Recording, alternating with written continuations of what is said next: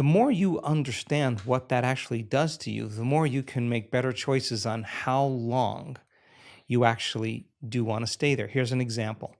Many people who are changing a health condition in our work, they start to do the work, they start noticing I'm sleeping better, I have less pain, I got my appetite back, I feel like I have more energy. They start noticing these subtle subjective changes. They go to their doctor, and their scans still show that they have their health condition. So they're noticing a change, but they're not healed all the way. Now, they don't say it didn't work. They say, what is it about me that I still have to change in order to heal? What thought, what behavior, what emotion? So they're a work in progress, right?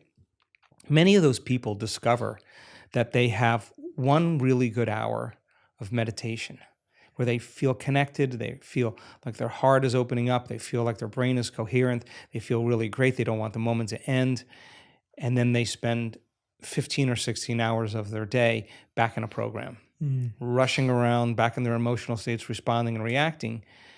And they realize that how could 1 hour of an elevated state weigh against 15 or 16 hours of my response to everyone and everything in my life emotionally is derived from those familiar emotions of fear or anger or hatred or pain or suffering, whatever.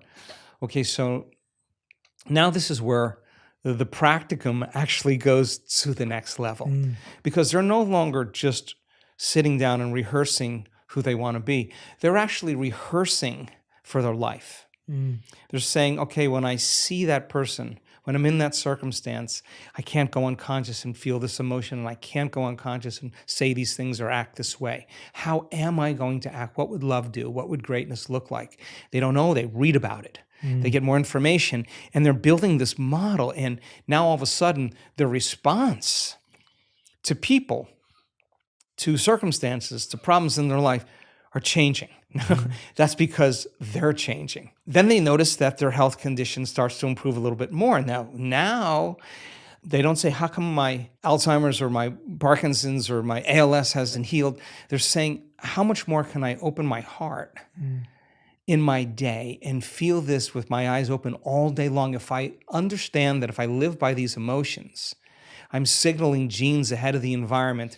Ooh, I'm going to stay in this state because it's this emotional state that is actually going to heal me. So I got to remember this feeling. I got to remember this feeling. I got to remember this feeling. And now they're no longer trying to remember the feeling just for any other reason, but because they want to remember the feeling when they're with their eyes open. Now they're understanding that the more that they change, the more that their health changes. And you can have the best diet, and you could do the best exercise, and you could be really rigid in the food choices and vitamins and minerals, and keep your body chemically balanced and physically balanced. But if you're not emotionally balanced and you're constantly in that fight or flight system, stress is when your body's knocked out of homeostasis.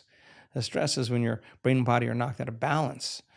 So you could have all those things working for you, but if you are living in fear or you're controlling and you're rigid and you're perfectionist and you're hard on yourself, it's going to make sense that is going to have to change in order for you to change, right? And so people start getting it. That's the only way I'm going to change. If I don't change, it's not going to change. Yeah.